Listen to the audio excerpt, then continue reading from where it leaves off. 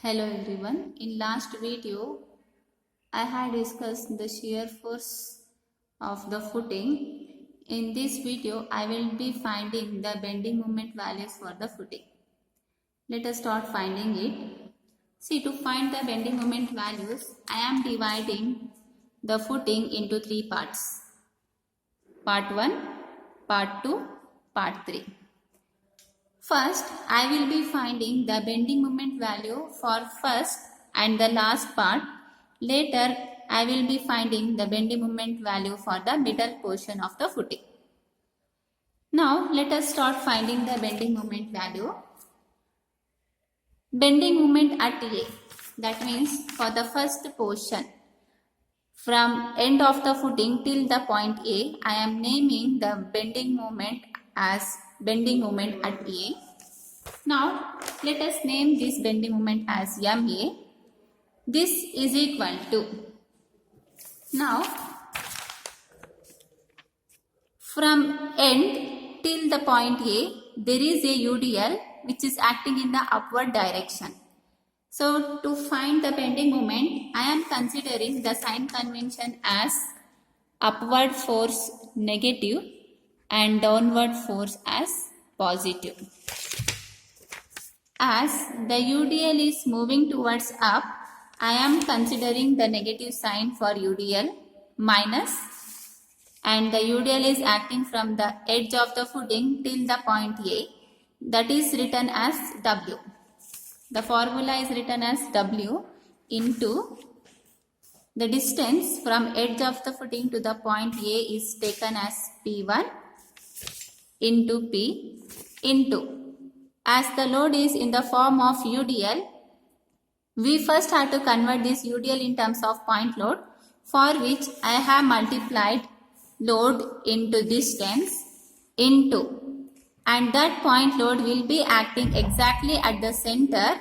Hence, from center to this section, the distance is taken as half of this. Half of this means half of P1. This is taken as P1 into P1 by 2. So, this will become the formula to find the bending moment at the point A. Now, let us substitute the values of W, P1 in the next step. Here, the value of W is 266.68 kilonewton per meter, whereas P is 0.25 meter. On substituting the values in the next step and on simplifying it, we will be getting the value of MA as minus 8.33 kilonewton meter. So this gives you the bending moment value for the first portion. Similarly, let us find the bending moment value for the third portion. For the third portion, I am naming the bending moment as bending moment at B. Let us name this as MB. Let us start writing the formula for this.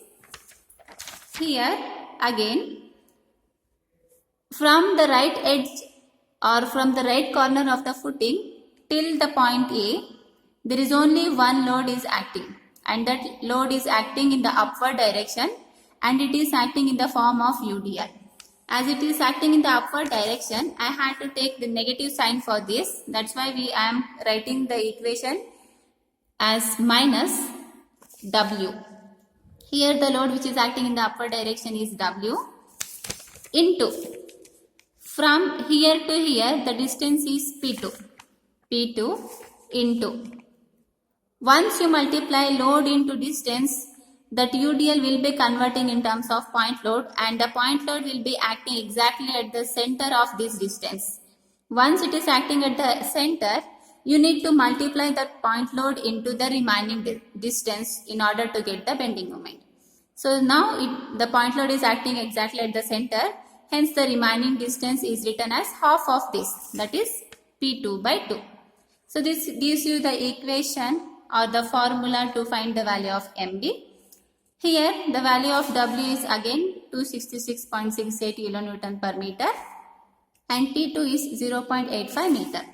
Now let us substitute the value of W and P2 in the next step along with the negative sign, and on simplifying this you will be getting the value of MB as minus 96.33 kilonewton meter. So this gives you the bending moment value for the third portion, that is for the last portion. Now the remaining portion is the middle one. Now to find this middle portion, what do we have to do? We have to consider the shear force diagram for this. The purpose of considering the shear force diagram for finding the bending moment value for the middle portion is because in the shear force diagram, I am getting the zero shear force at this point. And we all know that we will be getting the maximum bending moment if the shear force is zero. Wherever you will get the zero shear force, at that point we will be getting the maximum bending moment. So for finding the maximum bending moment, I am getting the zero shear force at this point. So what do we have to do now? We don't know at what point the zero shear force is acting. So let us name the distance where the shear force is 0 from the point A as x. If this distance is taken as x, and we know that from the center to center of the column, the distance L is acting, and this distance is given in the question. Here the value of small l is 3.4 meter. Here small l represents the center to center distance of the column, and the value is given in the question, that is 3.4 meter. If this distance is taken as x and the total length is 3.4 meter, then the remaining distance we can find by subtracting the total small l with x. This remaining distance is written as L minus x. Now we have to find the value of x here. For finding the value of x, what do we have to do? We have to consider two similar triangles here. One is the lower triangle and other is the upper triangle. Now on considering the lower triangle first, here the height of the lower triangle is 433.33 divided by to its base. The base is x. This is equal to height of second triangle. The height of the upper triangle is 473.33. Here the height of the upper triangle is 473.33 divided by base. Base of the upper triangle. The base of the upper triangle is written as L minus x. You substitute the value of L here. This is in turn written as 3.4 minus x. Hence I am writing the base as 3.4 minus x. Now you cross multiply this equation. On cross multiplying this, the equation what you will get is 433.33 into 3.4 minus x is equal to 473.33 into x. Now you multiply this number with the numbers which are in the bracket. 433.33 into 3.4 gives you 1473.32 minus 433.33 into x is written as 433.33x. This is equal to 473.33x. Now I need to find the value of x here, for which what I am doing, I am bringing this negative term of x to the right hand side. If I bring the negative term of x to the right hand side, that will become positive. Hence we should add 473.33x with plus 433.33x. On adding these two values, I am getting the value as 906.33. Once you get 906.33 value, that value has to be divided with the value which was in the left side. If you want, I will write one more equation here. The equation will become 1473.32 is equal to 473.33x plus 433.33x. So now this equation is written as 1473.32 is equal to, on adding these two values you will be getting 906.66x. I need to find the value of x, for which I need to keep x as it is. On keeping x as it is and bringing this 906.66 to the LHS, the equation what you will be getting is x is equal to 1473.32 divided by 906.66. Now on dividing these values, you will be getting the value of x as 1.63 meter. Once the value of x is known to you, you write down the value of x within the figure. I got the value of x as 1.63 meter. So now let us start finding the bending moment value for the middle portion. See, I am naming the bending moment as mx. Why? Because I am considering x axis exactly at the shear force. Shear force where the value of shear force is 0.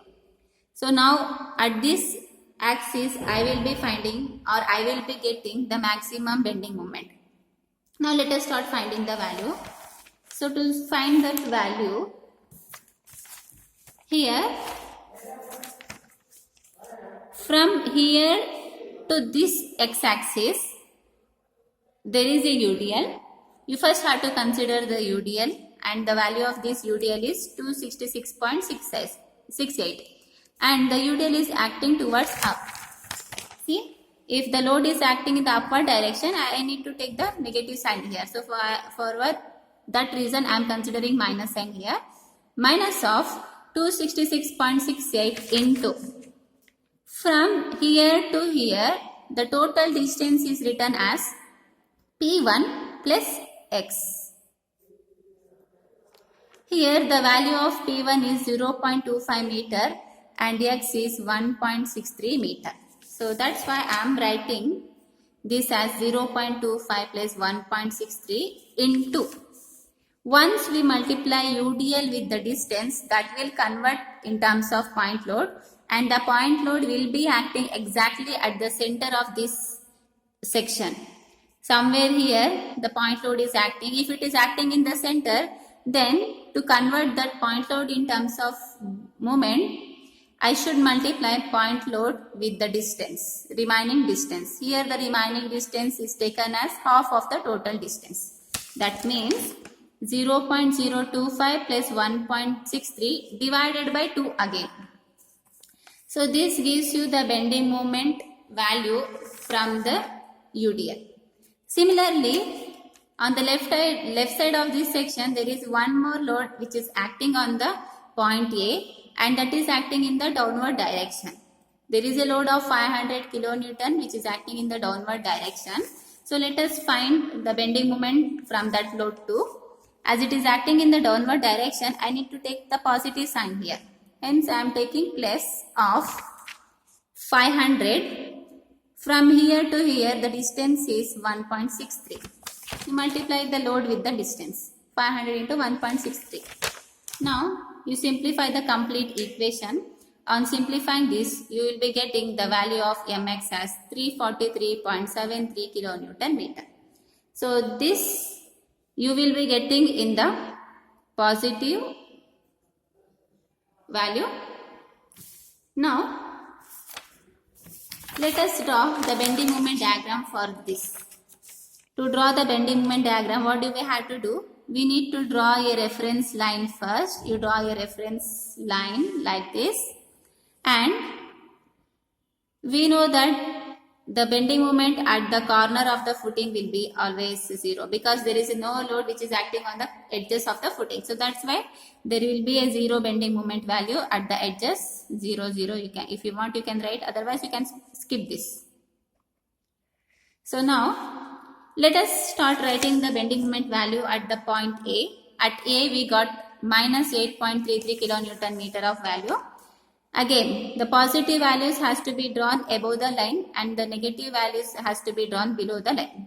As we have got the negative value here, we should draw the point below this line. Let us mention some point within the point A or within the axis A. So name this as 8.33 kilonewton meter. Similarly,